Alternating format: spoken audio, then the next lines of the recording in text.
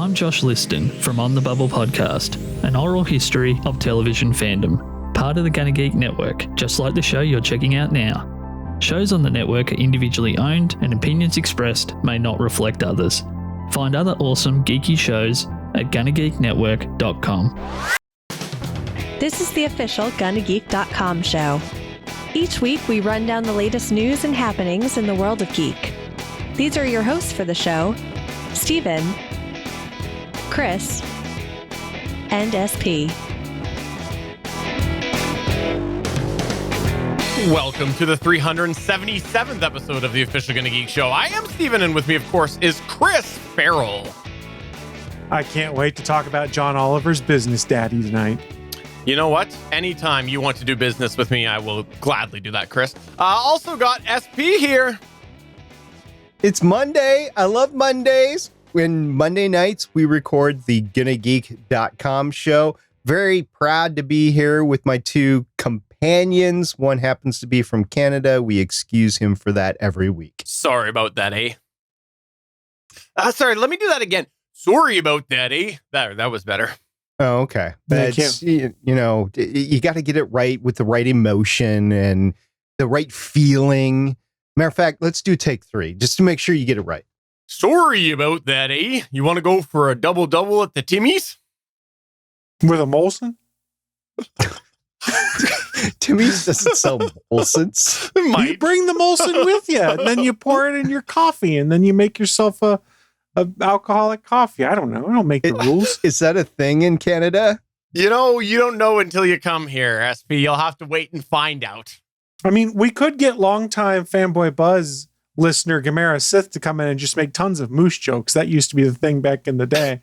Is anytime there's a Canada reference, we would then be guaranteed to get fan mail or tweets referencing moose after the fact. That is true. Hey, speaking of things that don't matter like that, the Ambies came out. Hey, so that's an exciting thing that totally involved the Gunna Geek Show. The Ambience? Is that what you're talking about? Did people need a sleep aid? The Ambience, you are correct. But I know, kidding aside, I know SB had a couple of thoughts about the Ambi Podcast Awards. So I just thought I'd take the moment before we get to the news to give you your moment here to let it all off your chest. Let it off there, SB. There's not enough time in this show to let it all off my chest. So we'll have a better podcasting live chat tomorrow to talk about it. But in essence, I mean, there were good shows that were chosen. They were just all big corporate shows. So yes, podcasting has now evolved into big corporate podcasting. Podcasts have a business daddy too. If you're a big corporation and you'd like to sponsor the Gunna Geek Show, please get in touch with us by emailing podcast@GunnaGeek.com. Way to set up that email.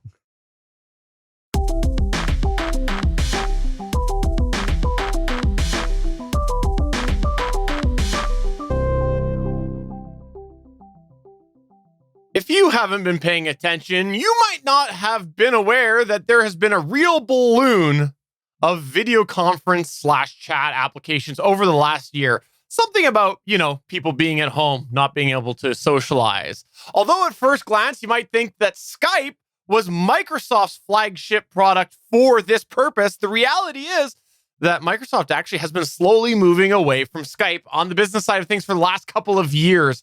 They've been slowly moving away from Skype business into something called Microsoft Teams specifically. So there has been some Skype normal consumer activity still happening, but Skype for Business has been basically being replaced with Microsoft Teams. And Microsoft Teams is a platform that allows businesses to connect on multiple levels. While there are features like chat and video calling that you'd find in Skype, really Microsoft Teams is a lot more than that. It includes the ability to add different communities for different members of the organization, integrate seamlessly into Microsoft products like OneDrive and SharePoint. Essentially, Microsoft Teams is a whole team environment productivity suite that Microsoft has really hung their hat on.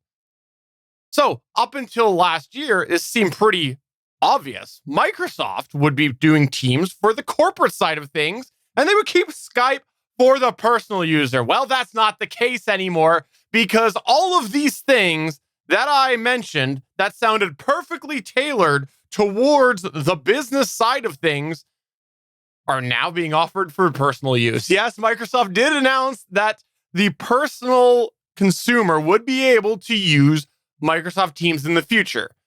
This is back in March 2020, they announced that. And then in June, they ended up testing it a little bit further with some people. But now they're starting the rollout because May 17th, today, the day we record this, personal features in Microsoft Teams is generally available to the personal user.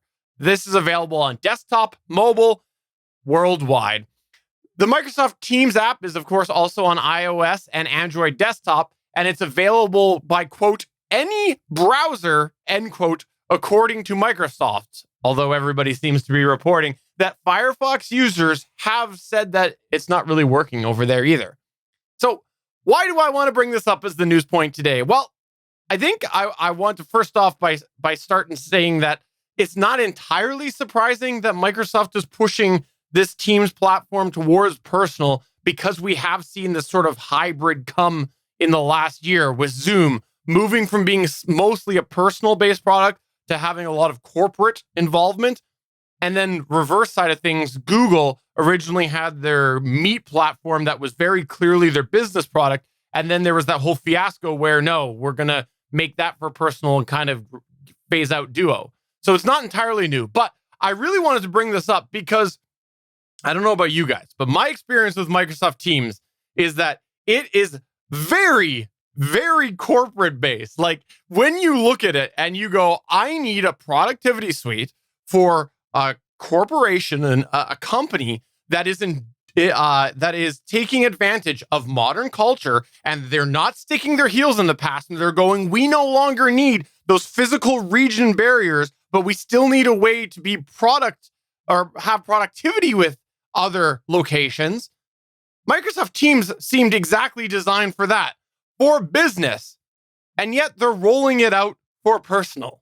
So that's why I wanted to bring this up today, because today it begins the rollout, and I want to know, what do you guys think about this? To me, it feels a lot more awkward than even Google Meet, because Google Meet had elements of Hangouts, which was also for personal. Like you kind of could see the evolution in there. So I want to start. SP was wincing every time I said Microsoft Teams. So let's start with Chris.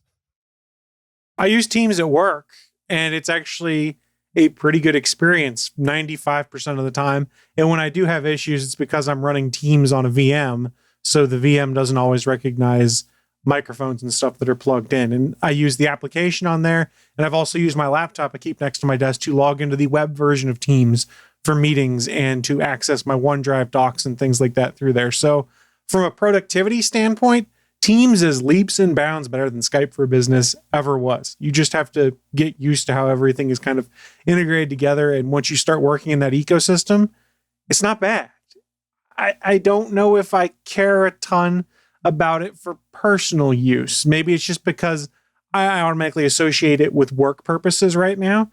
But I feel like most of the people I want to chat with are already on different platforms. So having a personal version of Teams isn't really going to help me. Yeah, I can download the app everywhere. I can make calls on it, but I can already do it with the existing platforms I have to talk to people. So I guess they're thinking maybe there'll be some adoption because people are just used to it. But frankly, how do I put this bluntly? I guess bluntly like this.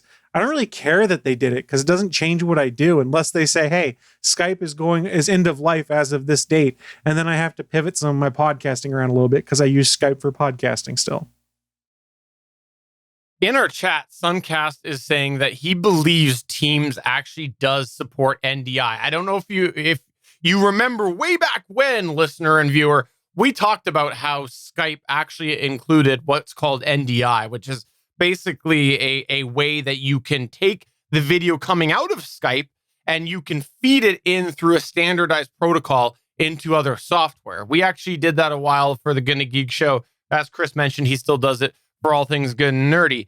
And it is the mainstream HD protocol for video is NDI, and Skype has supported that for a couple of years now. So it's interesting if Teams does include that at the same sort of quality, because I know Microsoft Teams, my work experiences, video quality varies, then maybe they would go end of life and just go Microsoft Teams. But I actually have to admit, Chris, I forgot you still use NDI on All Things Good and Nerdy, and so I know that Skype has kind of been something that has worked well with both of your hosts over there, and it was one of the platforms that seem to work with both of their hardware. So I hope that this isn't an indication they're going to go to Teams, because that could implement another problem or impose another problem in your situation. If they do, I'll just stop being lazy and finally pivot over to OBS Ninja like I've been thinking about doing for the last 6 months. I just didn't want to redo all my scenes and overlays because I was lazy. The only thing that I want to bring up here right now, actually, before we get to SP, since we're talking about the whole NDI thing, is that the Skype quality has been relatively poor compared to the modern standard for years, right? Like, it's fine, it's listenable, it's serviceable, but like when you look at where they always were compared to other offerings, like Hangouts on Air, for when Hangouts on Air was there, you guys were using that. It was far better audio quality than Skype was offering at the time, and even now you look and there's things like Zoom, which is better than Skype. So I think that my experience with Teams at work is that it is probably better overall audio-wise than Skype. But I don't know. I guess we would see, because maybe that would give you better quality using it for a situation like that if it offers better quality than Skype. But I don't know. SP, what's your thoughts? I know I said you were wincing quite a bit, so I want to know what's your thoughts. I just have some work PTSD when it comes to this app, because it's what we've been using for, 9-10 months now, maybe even more than that. But I know we weren't using it at the beginning, and now we started using it. But there is a sunset of it at my work in 29 days, 5 hours, 52 minutes, and 18 seconds, as I just said that. And I'm looking at the countdown on my Teams app right now on my phone, which is counting down. So everybody's pivoting off of it. We're not using it anymore. I did have to use it for a couple of training classes over the past couple of months. It was okay in one, and it completely failed in another. And I'm done with it. I just want to move on to something else. Now, the functionality for work with the files integration with Office 365 or whatever version of Office that you have, it was fine. You could make real-time edits just like you can on a Google Doc or Google Sheet or something like that, and it was working. So to have that sort of sharing available for the first time ever at my work was okay. I don't understand why we couldn't use some sort of Google, but it's the direction my work went. And in the future, we're pivoting to something that we can't use on our home computers. You have to have a work furnished computer in order to use whatever they're going to use. And since I am going to have to be at work, I'm not even going to bother doing that, because I'll use all the internal systems, and supposedly the whatever we're using will interface with the internal systems, like our email and our shared drives and stuff like that. I'm not sure if it's a VPN or something like that, but I'm done with Teams basically right now. And that experiment is over for my work. It was okay, like I said, but I just don't think it worked well for what I do in my job. I have to say, I think really highly of Microsoft Teams. I work in an environment that for the entire time that I've been there has embraced the digital culture just by having multiple offices and things like that. And I do think in the future, it'll be like 9 out of 10 offices will have that interaction that is digital of some form, and we won't have just all the desk to desk meetings. I think you'll just find from aligning schedules and productivity and things like that. I think we're going to see more of those offices require some form of productivity like Microsoft Teams offers. And I think Microsoft Teams does a really good job for those office places that do want to embrace that sort of digital productivity and not rely on the desk-to-desk conversation. When I'm in the office, I message people a lot of times more than I get up and I walk, 10 feet across the office and talk to them. That's just the nature of the environment that was built in there. I don't get it for personal. I am completely lost at why they're rolling this out to personal.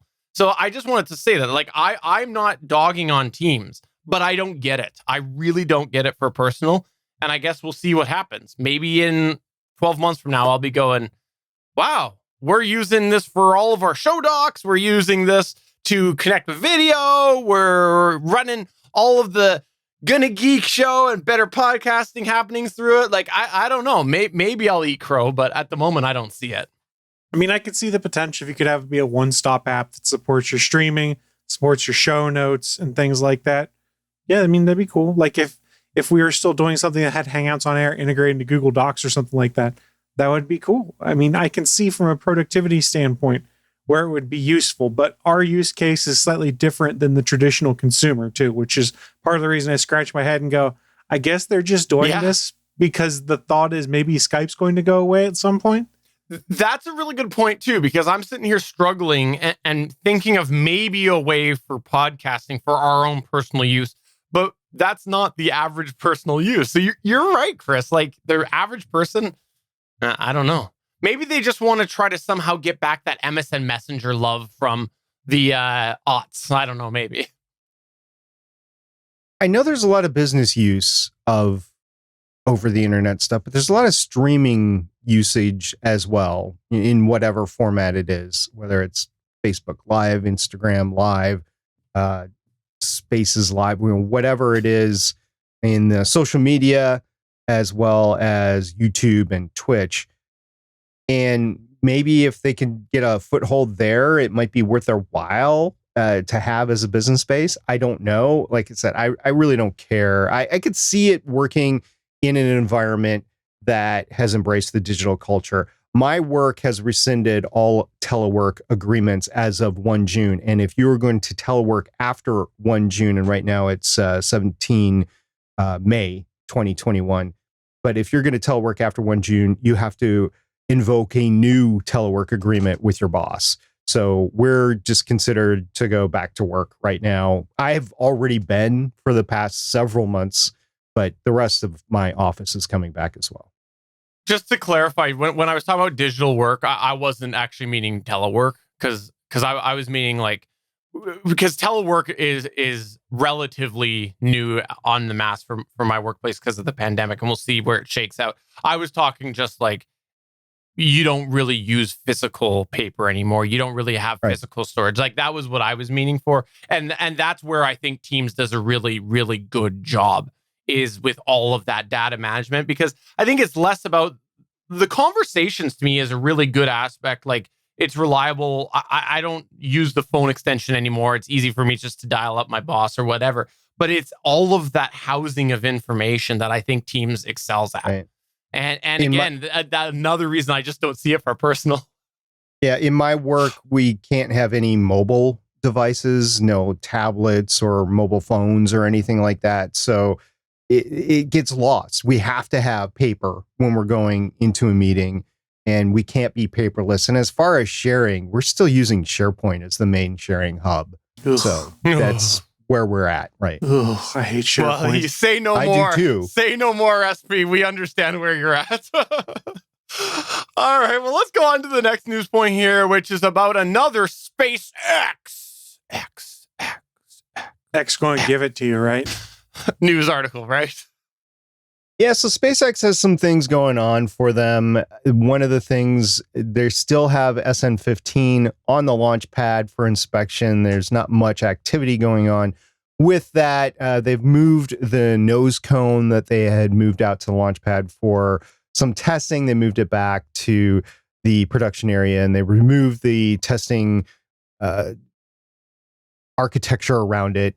And so they're moving ahead with certain things. SN16 is still in the barn, and then BN2, which is the big booster, the first stage booster of Starship, is being assembled right now, as is BN3.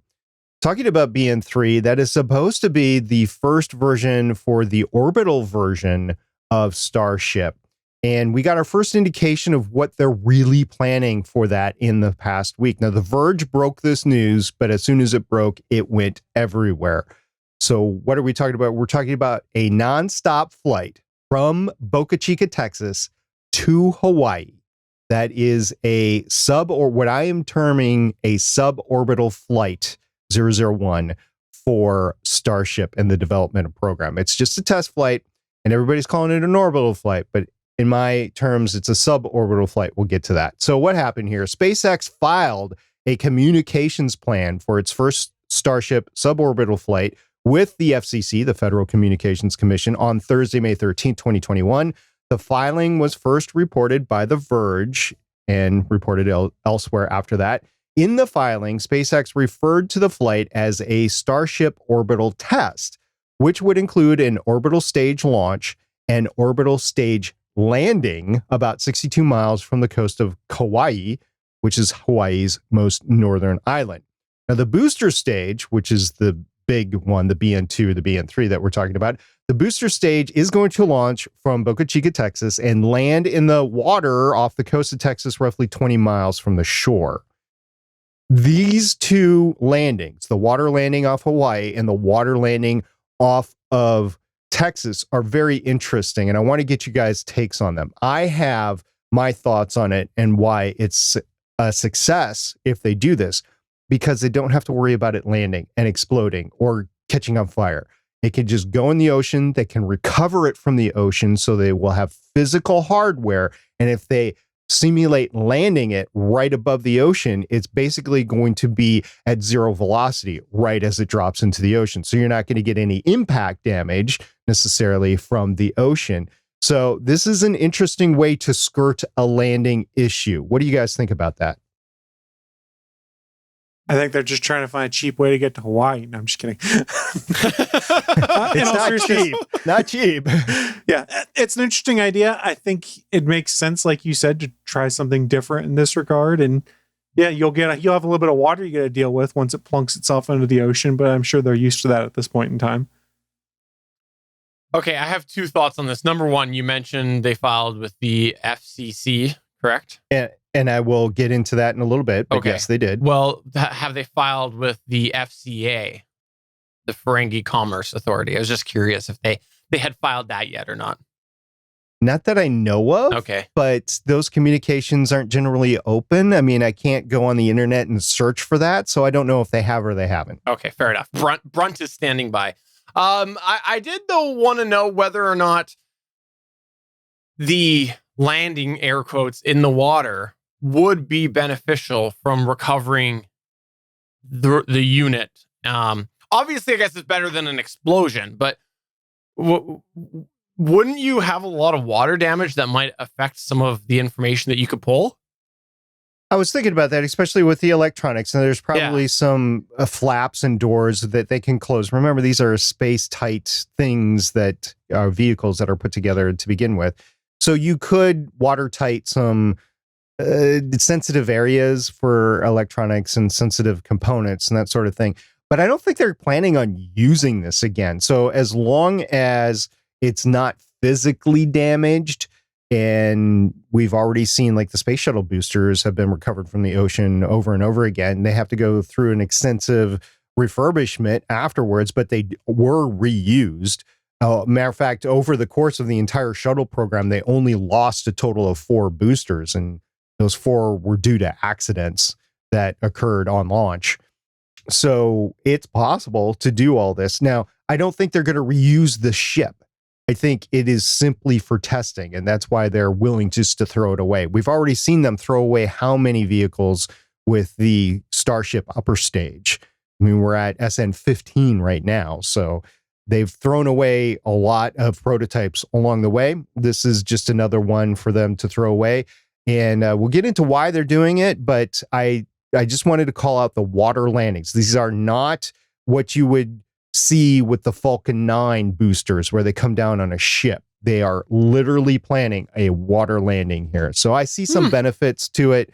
The last 2 starships that came down, we were worried about the fire, or the last 2 of the last 3, we were worried about the fire on the pad. We're on fire watch for hours after SN15. So they don't have to worry about this. They just grab it and go.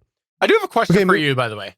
Yeah. Okay, so we talked a minute ago about how over the years we've tried different things on the Gonna Geek show for getting reliable video with each other and whatnot. And I think we've kind of found our groove of reliability with video. And what the listeners and the viewers don't know is that we created our own technology. And if I remember correctly, it's a wireless signal. And it runs somewhere in the 2200 to 2300 megahertz band range. So is that going to affect me at all, SP?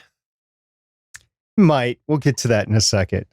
But first, I want to finish off with this flight path. Oh, so, I set you up for the segue and everything. Come on. I know you did, but I wanted to talk about the flight path. So the flight path will be less than a complete circle around the Earth. And most rocket scientists would agree to call this test a suborbital flight because of that, because you're not going to get a full orbit out of it.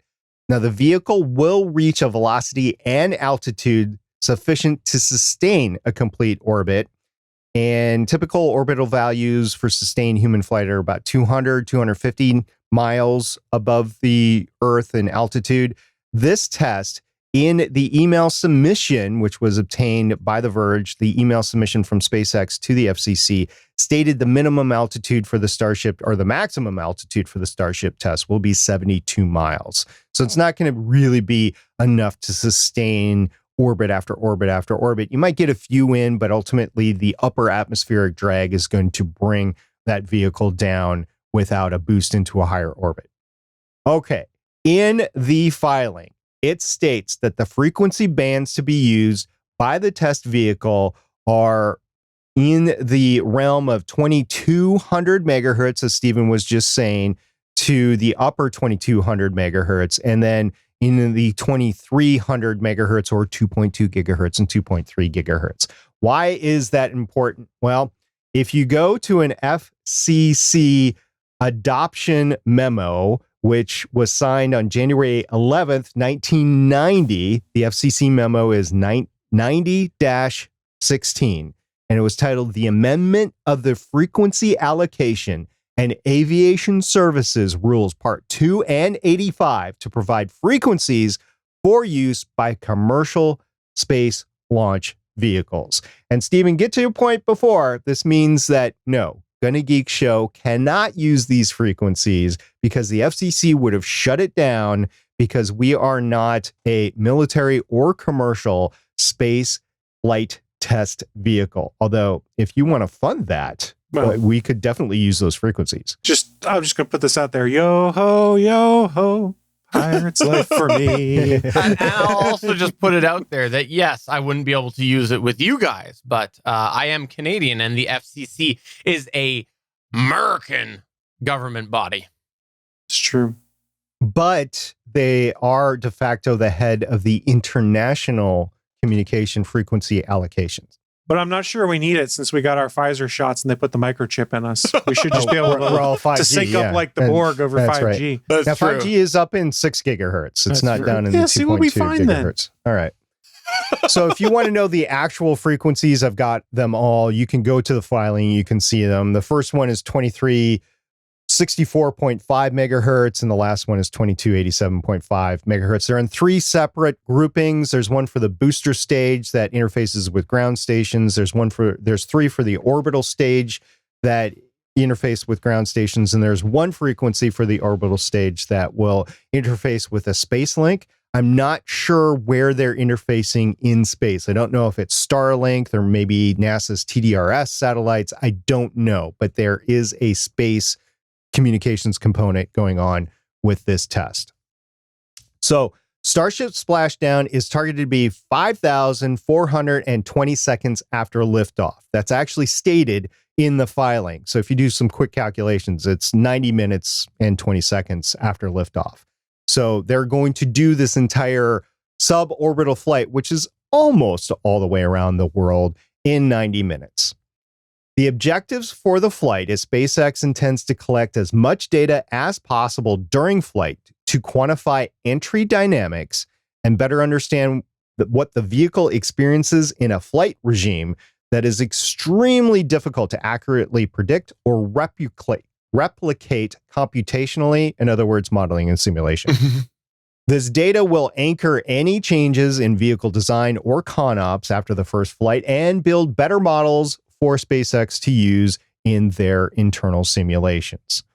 Now, there's just one question left, guys. When is this flight going to happen? So in the submission email. Can I take a guess? Yeah, go ahead. Yeah. March 1st, 2022.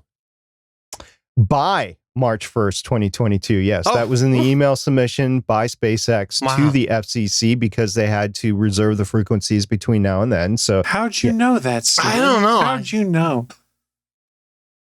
I'm glad he did, actually, which proves that he can read.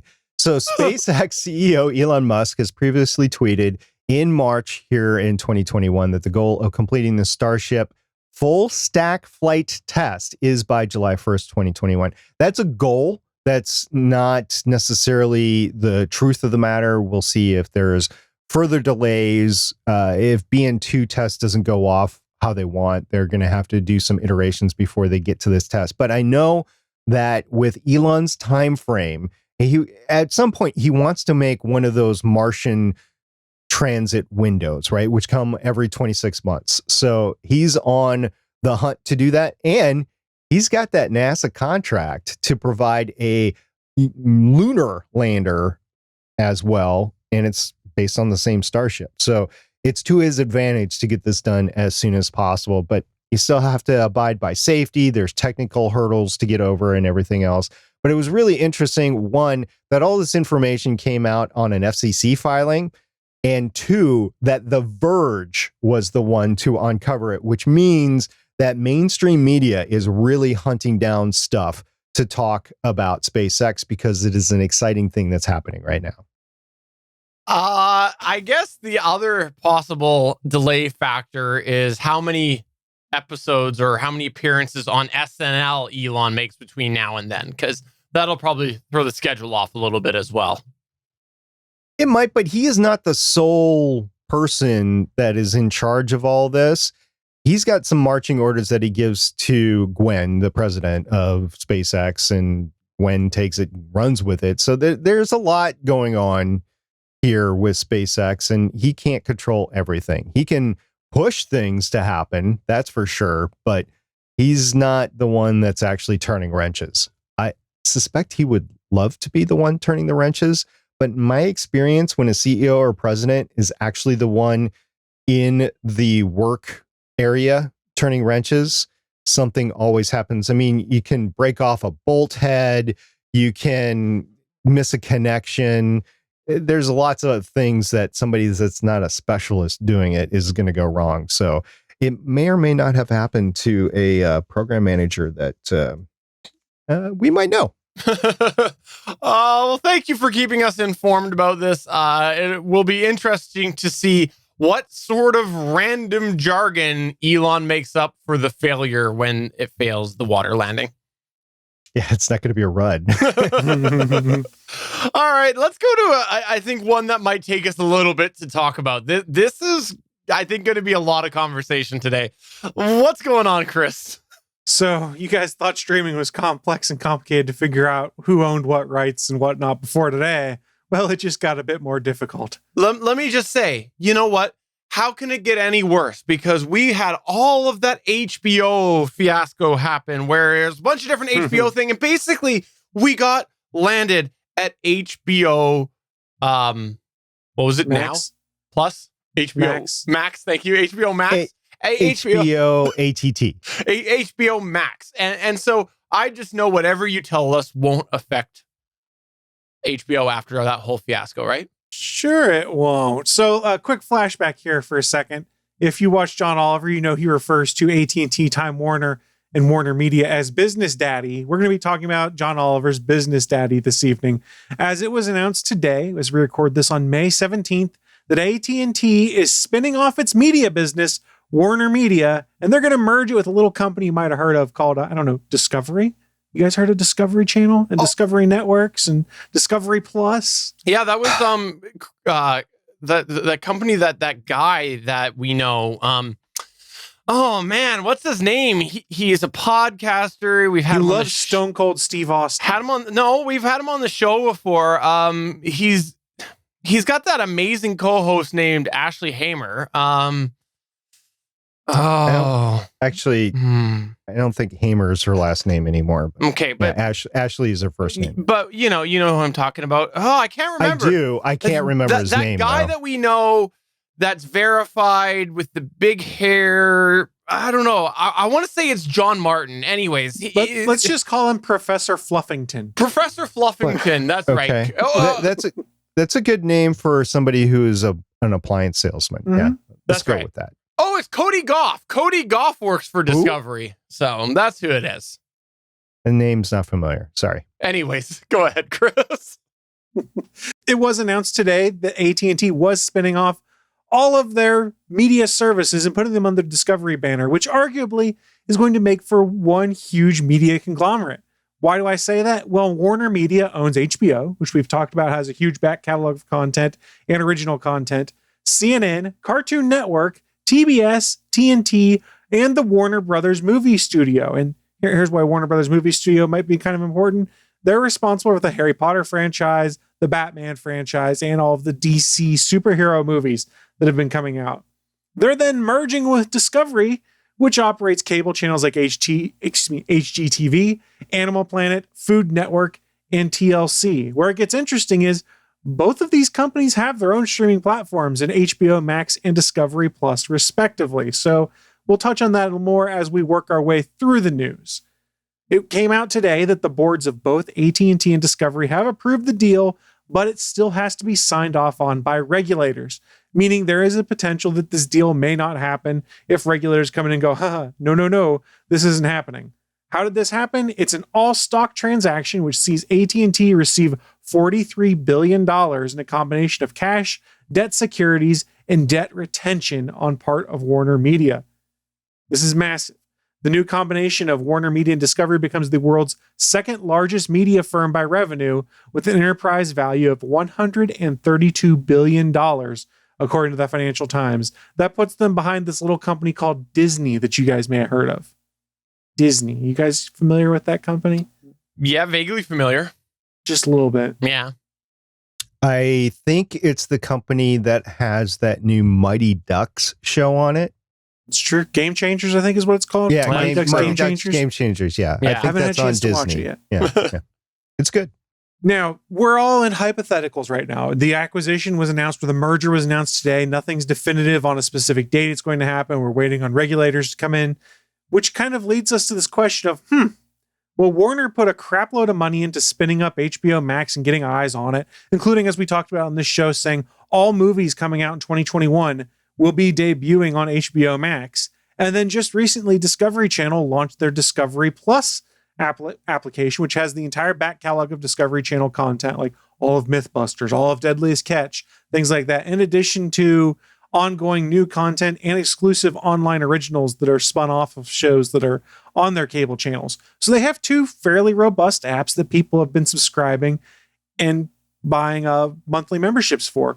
What is unclear, and both the CEOs of Discovery and AT&T did not provide any information on what would happen to these respective apps. Are they going to get merged into one? Are they going to keep two separate subscriptions out there for these two services? Editorial note, I don't think that's the case. Or are they going to merge it all and make a double price or a combined price to entice people to go in and play the game? We don't really know, but they did mention in a presentation to investors today that their back catalogs create a media library with some 200,000 hours of content. So there's a lot of content that this combined company will now own. They just kind of have to figure out how they're going to distribute it, which is all up in air. My guess, we see a merger of the Discovery and HBO Max applications into whatever this group calls themselves going forward. My assumption, they would do something that still references HBO because of the brand recognition on it, and the fact that a lot of people think HBO and think prestige level entertainment, high quality entertainment, things like that, because they think of the highly produced Game of Thrones, early seasons, editorial note, and other HBO exclusives and originals. Yeah, this is really interesting, I think, because there is some pretty high demand content on both of these platforms. Now, There's lots of people that'll dog all over the content on both sides of the house all day long. It's just not their cup of tea. That's fine. Doesn't matter. The bottom line is there's people who are watching it. You mean all of TLC, basically, no longer being the learning channel, 100%. but being the reality TV trash channel. Here's the thing. I dog on TLC all the time. You dog on TLC all the time. We can dog on it all we want. They have a big following. It's true. Like the food channels. I know there's lots of people that go, why do people spend endless amount of time watching food that they're never going to make? Lots of following, right? Like there is a lot of content out there on these different networks. And I think that it's really interesting that we're getting them packaged into one app because, again, that whole split thing that we've talked about with streaming, where there is so much in-demand content on different streaming services, unless this number, the subscription fee goes sky high, it's almost a benefit to people who might be possibly watching content from both sides of the house. I was going to mention that I am not really interested in a lot of the shows or any of the shows on Discovery Plus. I am a Deadliest Catch watcher, and I still have a cable subscription. I know I said I was going to get rid of it this year. That's still going to happen. But one of the things that had me hemming and hawing was I was going to have to get a Discovery Plus subscription in order to watch like the Deadliest Catch. And specifically, there's a spinoff show right now called Deadliest Catch Bloodline. It is not enough for me to get a subscription to Discovery Plus. It is your stereotypical trash reality TV. It's produced up the wazoo. It doesn't have any of the factors that I watch actual Deadliest Catch for. And I was not going to get a Discovery Plus subscription. However, if, and this is not for certain from what you guys are talking about, but if they combine it with HBO Max or whatever they're going to call the new app, right? Then, yeah, I'd watch the show if I had time, but I'm not going to watch it anytime else. So if you combine it into something like Disney has with Disney Plus, where you have all that content just ready to go right there that I am interested in watching, and you have it on whatever they're going to call Warner Brothers Plus. Let's just call it Warner Brothers Plus for lack of a better term right now. At least that's what I'm going to call it. Then yeah, I'll get it because I have that HBO Max subscription right now anyway. So yeah, I'll do it. It'll be interesting to see how this shakes out too. If they're spinning off WarnerMedia away from AT&T right now, a lot of bundles, if you have AT&T cellular service, come with HBO Max included. Yeah. My guess is that goes away if they're getting spun off into their own thing, which means I'll probably be leaving my AT&T service because part of the reason I kept it is I was on a decent plan that then gave me HBO Max, so I didn't have to shell out an extra $15 a month. But what's the point of that? But there is a ton of content like we talked about. And in our show notes, there's a graphic that I pulled off The Verge, which I think they got from the investor summary site, just of every network that's included under this. And they're going to have a variety of original content, sports programming, things like that. There's going to be a boatload of stuff that you'll, in theory, be able to watch on whatever platform they put it on. Now, let's not assume that this won't get bungled up, because we've all dunked on how AT&T handled the acquisition of DirecTV in a lot of these channels. Remember, they bought DirecTV, in 2017? In that time, they lost 8.5 million subscribers. They also canceled DirecTV streaming service that was actually well-liked and well-reviewed to replace with expensive AT&T branded streaming services that in some cases required you to get an AT&T streaming box to be able to gain access to. They've kind of screwed up some of those things in regard to that. And if you're a comic book fan, the acquisition of DC Comics as part of that Time Warner deal by AT&T, you've seen a lot of the creators you like forced out the door because it's too expensive to pay these good creators the wages they deserve. And instead, they'll bring in staff writers and stuff like that and give them bare minimum. So there's been a huge purge in the editorial department of DC Comics, less so in the art side of the house, but I wouldn't be shocked if it's coming. And we've also seen the number of monthly books get cut down a lot, which you could argue is a good thing because there might have been too much stuff. But the future of DC Comics is still kind of, I don't know what's going to happen here, guys, because this is another company now that's inheriting a comic book company. And honestly, the value I think AT&T saw in them was not the monthly books. It was the stories that could be made into movies and animated or live action television programs. So what this means for the future of DC Comics could be very interesting here. I've got kind of three things that I want to quickly touch on here. Number one, the DC Comics thing. That'll be interesting to see what happens, because I think it's one of the outliers in sort of the properties that both of these companies own. I think DC is because it's more than just a channel, more than just a program, right? Like it's a whole big thing. I think that'll be interesting to follow. The second thing that I think is kind of note in this here, when you look at everything that these two merged together makes, CNN is another one that's a bit of an outlier here when you look at all of the different things, because we just spent so much time talking about reality TV and different scripted television and things like that.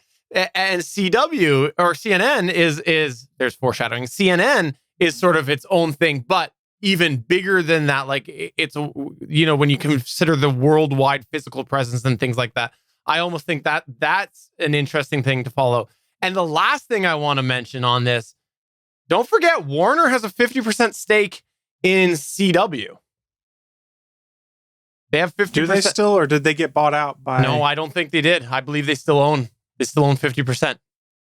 Okay. So that'll be interesting to see. I think that might get flogged because, or flogged, sold off, right? Because I think the other half is CBS, right? Yeah, it's Viacom/Paramount. Yeah, and you know what Paramount's doing with their, it is, right? Because you know what they're doing there with their push. So that's some pretty big competition there. So I actually didn't think about this until right now. Where will that sort of land there with the CW stuff if it's a 50-50 split? I think we'll probably see Warner try to sell the 50. I know it's important to a lot of people. I could care less, though. I don't see anything on CW that's worth my time watching at the moment. And we've gone through that before, so I don't want to beat a dead horse.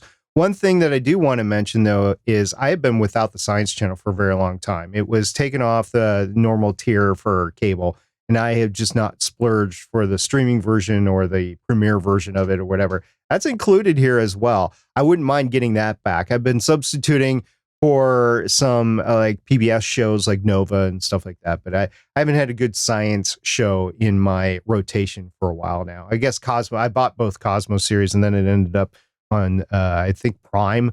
So if you have Amazon Prime, you can see Cosmos over there. But yeah, it's just something that I wish I could watch.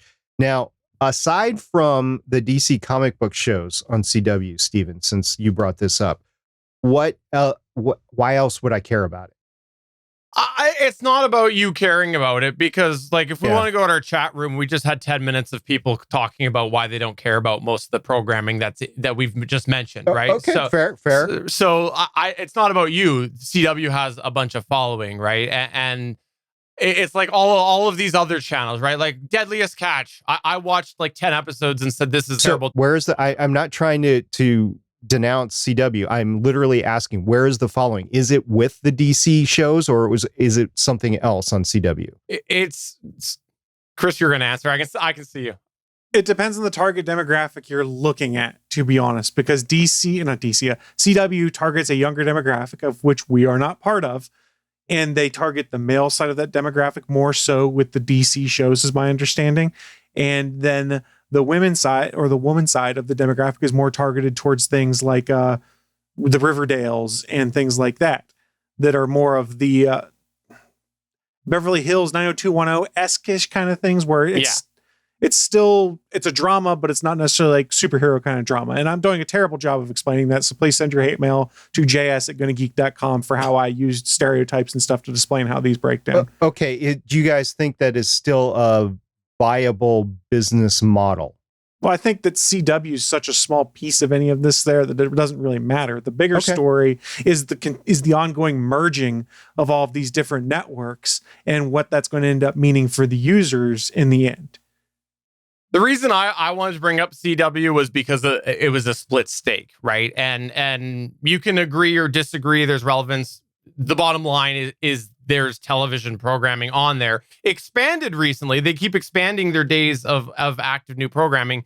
Therefore, what one would assume they are continuing to grow their audience. but it's a 50-50 stake. And that's where I found it interesting was it wasn't a clear-cut channel, and they do have a following. So again, I know that's not relevant to you. I know that you've denounced all CW basically, but I think it was an interesting consideration. It is interesting when you brought it up. That's the first thing that came to my mind, actually, is if it is split, who owns it? Like, is it split 50-50? Do you, if you fold it and you have to divide it, like, where does all that stuff go? Or does it just fall off the face of the planet? I don't know. So it's like how Hulu used to be when it was split between Comcast and Fox, Comcast/NBC, Universal, and Fox. And I think there was a third party at one point in time. I think it might have been ABC/Disney, something like that. So these things have happened before. How Warner's cut, I think, is working in there is they have their own properties that are licensed to do television programs. So all of the DC superhero shows, for instance, are licensed by Warner Brothers in some way, shape, or form. And then they have other entertainment on there that is purchased or bought by the CW to air on there. And my assumption, I'm no expert here, is 50-50 split is that both companies are paying for half of it. And there's got to be some way in the end, if they decide to have one part, buy everything out, figure out how things go forward from there. I don't know what the final end solution is for it, but yeah, the CW didn't even factor in on what we've seen here, but the DC content that is on the CW does factor in because that's owned by Warner Brothers. Right. Well, it'll be interesting to see how it all shakes up in the end and what sort of price tag people would be paying for the streaming. I did also hear that they referenced specifically the idea of a worldwide presence. So I will say, if this leads to them having more control, directly offering their different content and their network to me in Canada, bypassing all of the stupid, bloody Canadian media conglomerates that have their licensed content in there, I'm looking forward to this. I am so sick and tired of this US content being split between a bunch of different Canadian networks because they option the rights. Oh, I am so hoping this happens. And that's a problem across the world. We've talked about with Netflix and lesser extents too. And it's a matter of how all of these contracts are worded. And then when these two companies merge, seeing how these differing contracts for different services may work. And we'd already seen that problem with HBO Max before.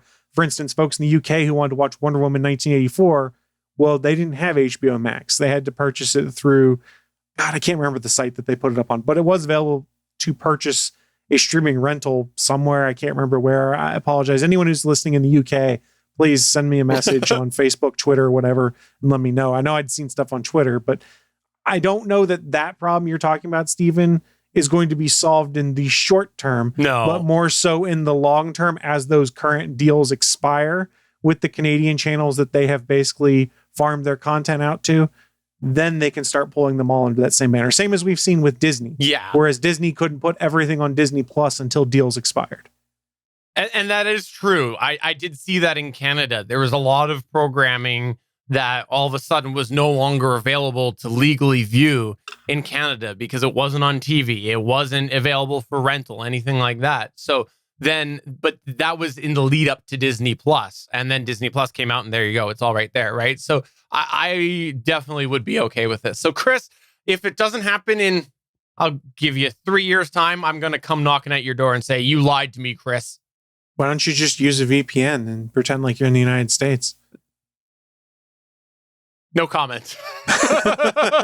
So I am looking at this graphic, and Stephen brought up an interesting point for Canada. I know other countries have that same sort of issue, and sometimes it comes down to the country involved mandates a certain percentage of the content that is available to be made domestically in their country of origin, right? So there's always going to be, when you have laws like that, different conglomerations of networks, if not just different networks entirely.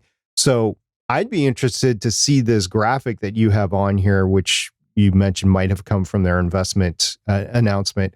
I'd be interested in seeing that for different countries with this and what it means for properties that they own. Now, I realize that there's contracts that they go out to other networks and properties as well. So it's not just going to be as clean. But like in Canada, you have what? The Space Network and a couple of other networks up there that this kind of merges into and around and stuff like that. I would be interested to see those types of I don't know. It's almost some sort of Venn diagram that you'd have to look at or something like that. Similar to the diagrams we've seen showing who owns the rights to Marvel movies until Disney started consolidating all of them. But one thing to consider, and I'm not trying to be American centric here, but this is two companies in the United States that have to get their regulatory approval. I don't know that the international slate of things is going to shape up until they get the approval for these two groups to actually merge and figure out their plan going forward from there. So I expect we'll see something about how they plan to handle international release, other than maybe just some high-level comments in the investor slides and investor overviews. But don't expect anything in-depth until they get the approval to say, yay, verily, these two companies can become one. You know, SP actually brought up a really good point there where he's talking about, you know, different content and things like that. And from Canada perspective, I don't know worldwide, but like Discovery Channel Canada is different than Discovery Channel US. When Mythbusters was a show, Mythbusters was basically the only show I was, you know, religiously trying to watch on Discovery. And I would sometimes have it out of order. Sometimes I wouldn't get all the episodes, things like that. HGTV, there's HGTV Canada, there's HGTV US. On the flip side of things, TLC is TLC. Like, you know, it's all the same, right? So, I think TBS, there isn't an official Canada one, but there are some situations where, they have the quote channel like HGTV. It's just called HGTV, but it is different programming.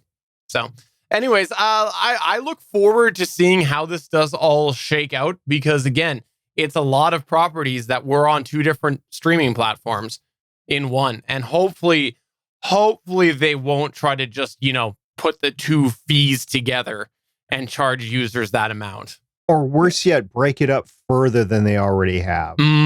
Actually, if you break it out further, I think that might almost be better for users, because it would arguably make the prices lesser. And you could be like, well, I don't care about this content, so I don't need to subscribe to this portion of Discovery, say the reality TV tier versus the history tier. Or but something there's like that. Inevitably going to be several tiers that you want. Yeah. Maybe what you need is you need one body that delivers the content to you, and you just pick and choose what channels you want. And then they can package it together, and they can go, you could get this package if you want. What you need and what we've always needed and we'll never get is a true a la carte the service where you can be like, I want Discovery, I want History Channel, and I want ESPN, and I don't give two craps about the rest of these other things. We'll never get it. Well, de facto, we've gotten it, not by the networks, but by the individual shows themselves, because you can always find a series to buy somewhere. Yes, but that doesn't necessarily help you in live sports, like in the situation I had explained there. You still have to find a way to get that, which has become better with things like ESPN Plus and the integration of the UFC into that, things like that. Regardless, there's a lot of things that are going to happen with these two combined companies, and there's going to be a lot of reaction from these other streaming providers out there. It's going to make things very interesting over the next 6 to 9 months to see how things shape up. And I'm curious how some of these other companies respond. Who goes on to the acquisition fest next and decides, I'm going to buy this because I'm intimidated? Yeah. Wait and see. One last quick thing I just want to quickly mention was today there was 2 music pieces of news in there. Amazon Music HD is apparently coming, and also Apple is introducing lossless music. So I don't think we need to get into a big dialogue about this, but I know we've talked about smart speakers, we've talked about streaming audio. I think it's really interesting that we're now getting towards the point that people are caring about audio quality for a while, or again, because for a while there, audio quality, when people were like looking to house their own collection, the people who were collecting digital music were looking at what was the best way to get that quality. Like there were people who were keeping waves locally to have on their computer. There were people who were having really, really large MP3s compared to the standard one, right? And so I think that all went away when people started to find, you know, convenience of headphones and things like that, which weren't that great quality.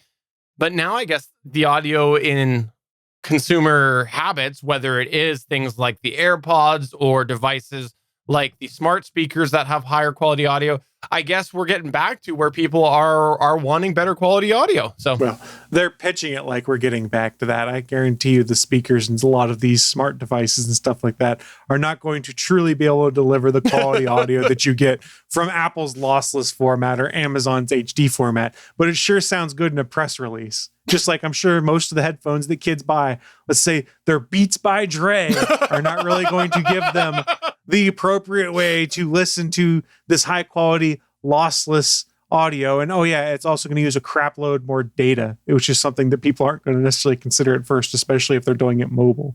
That was the two things that I was thinking about, was the data involved with all this. And then also you talking about speaker types and speaker quality. I think the market there is a lot of the newer sound bars that are on the higher end that people have attached to their new flat screen TVs because they figured out that the inboard speakers were crap.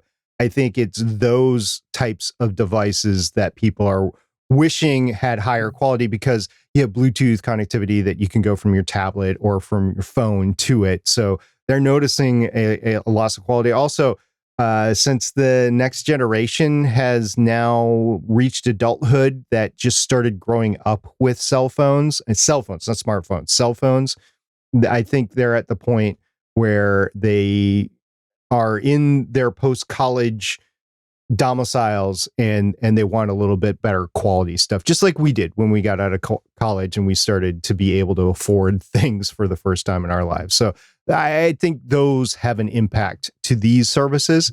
I have no idea if they're going to make it or not. Well, I mean, they're not adding it at any extra charge, at least in Apple's case. And I didn't remember on the Amazon article if they are or not. So at the very least, it's hey, this sounds really good on paper, and it's a way to differentiate my service to be like, hey, here's why you might want to go this route.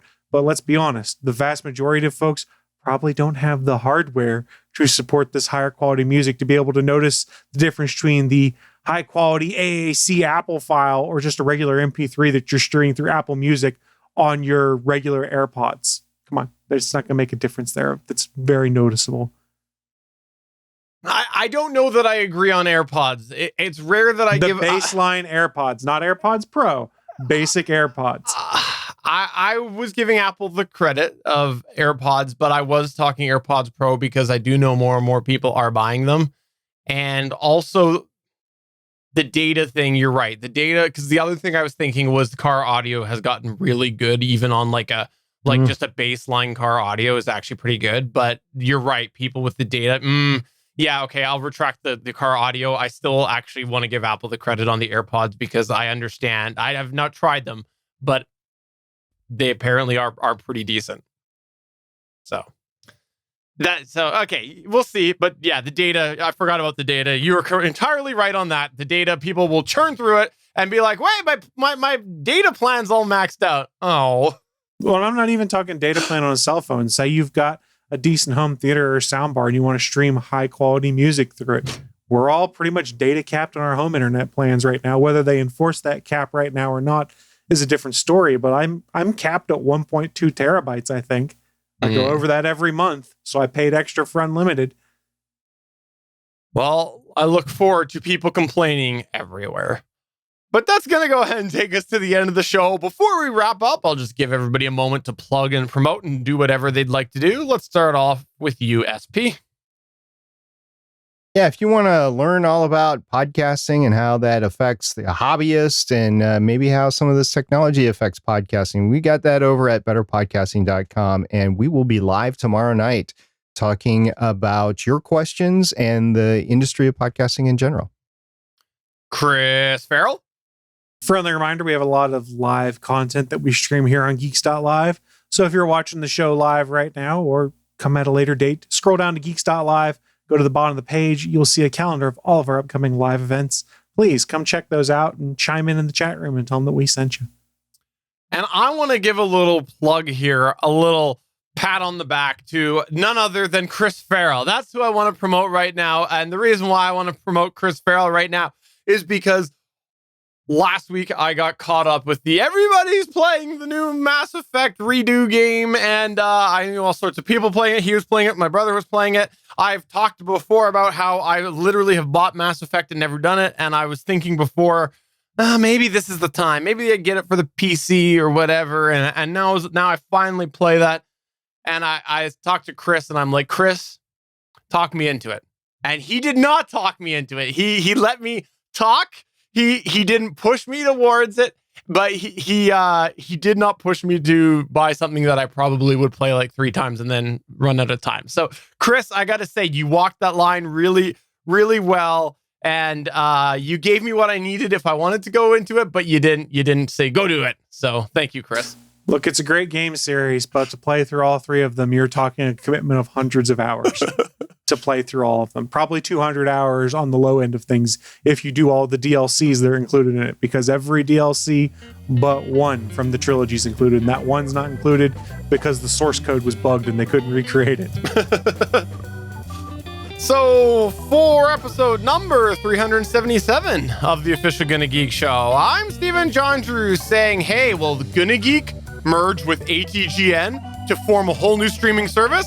I don't know. Maybe Legends of S.H.I.E.L.D. will be involved. I'm SP saying Legends of S.H.I.E.L.D. is up for it, so let's go. I'm Chris. No one gonna pay for that stuff. Bye. Bye.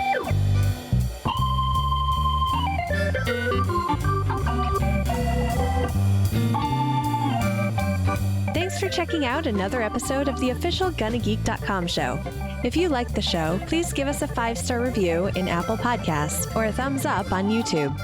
You can always join us for our live recording sessions, which stream Mondays at 8:45 p.m. Eastern at www.geeks.live. And remember, you can find our full back catalog at GonnaGeek.com/show. If you're itching for more geeky content, check out other shows on GonnaGeekNetwork.com. Voice work was by Emily Prokop of the Story Behind podcast. That's it for this episode. We hope to see you back again next week.